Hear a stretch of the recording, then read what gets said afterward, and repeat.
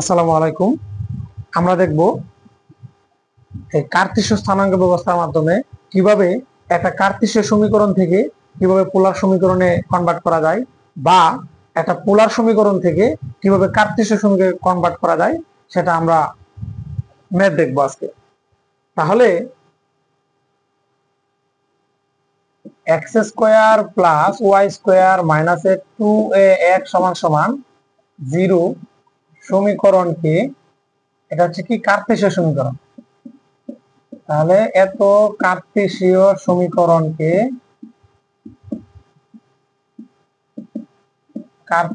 সমীকরণকে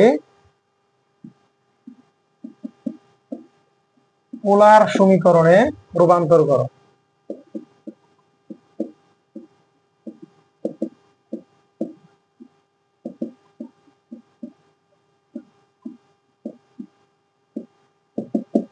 আচ্ছা, তাহলে কিভাবে বুঝবো যে এটা মূলত কার্তেশীয় সমীকরণ? আমরা জানি কার্তেশীয় মানে হচ্ছে কার মান দেওয়া থাকবে, এক্স এবং ওয়াই দেওয়া থাকবে। তাহলে এই সমীকরণে আমরা দেখতে পাচ্ছি এক্স এবং ওয়াই দেওয়া আছে, আর এবং থিটা দেওয়া নাই। তার মানে আমরা সমীকরণ দেখে বুঝতে পাচ্ছি যে এটা একটা কার্তেশীয় সমীকরণ। তাহলে আমরা লিখবো যে দেওয়া আছে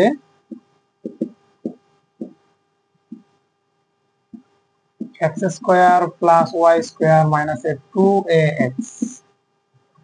আচ্ছা, এখানে আমরা হচ্ছে চারটা সূত্র যে মুখস্থ করেছিলাম, এখানে আমরা লিখে রাখবো যে X square plus Y square সমান সমান আমরা জানি কি আর স্কোয়ার।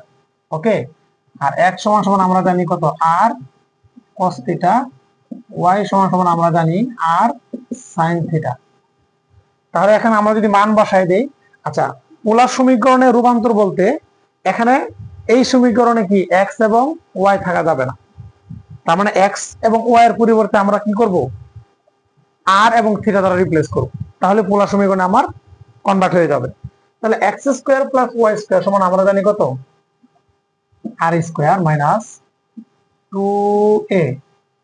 এই এক্স সমান সমান আমরা জানি কত, আর কস থিটা, আর কস থিটা।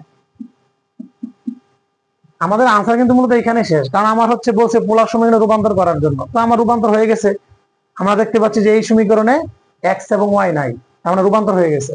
আমরা যদি একটু সিম্পলিফাই করি সমীকরণটাকে, যে আর সমান সমান 2a আর cos থিটা, ওই পাশে গেলে কি হয়ে যাবে, প্লাস হয়ে যাবে। দুই পাশে যদি আমি আর দ্বারা ভাগ দেই, তাহলে আর সমান হবে, এখানে একটা কাটা যাবে আর এখানে কি আরটা কাটা যাবে, তাহলে আর সমান 2a cos থিটা। এটাই হলো কি পোলার সমীকরণ। এখানে দেখতে পাচ্ছি কি এক্স এবং ওয়াই নাই, মানে আর এবং থিটা আসছে, তার মানে এটাই হচ্ছে আমাদের পোলার সমীকরণ। ওকে, এখন আমরা এটা একটু লিখে রাখি, এখানে যেটা আছে সেটা থাকুক, আর ওয়াই সমান সমান আর সাইন থিটা। তাহলে এখন আমরা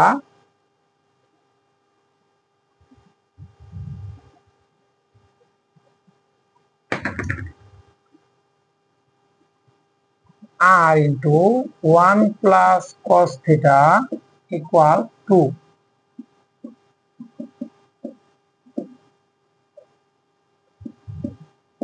পোলার সমীকরণকে কার্তেশীয় সমীকরণে রূপান্তর করে,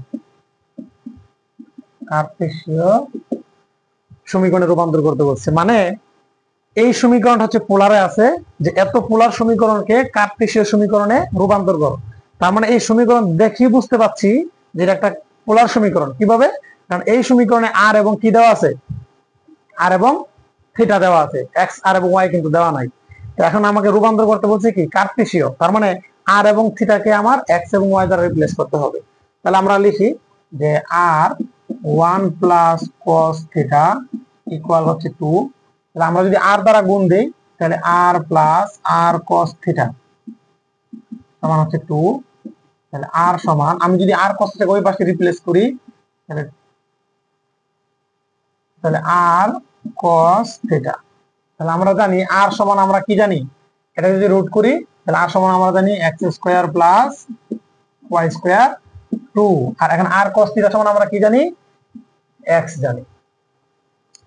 এখন যদি দুই পাশে বর্গ করি, তাহলে x square plus Y square, এখন হবে কত, 2 মাইনাসের এক্স স্কোয়ার। আচ্ছা, এখন হচ্ছে এই পাশে করি আমরা, x square plus Y square, a minus b whole square সূত্র কি হবে?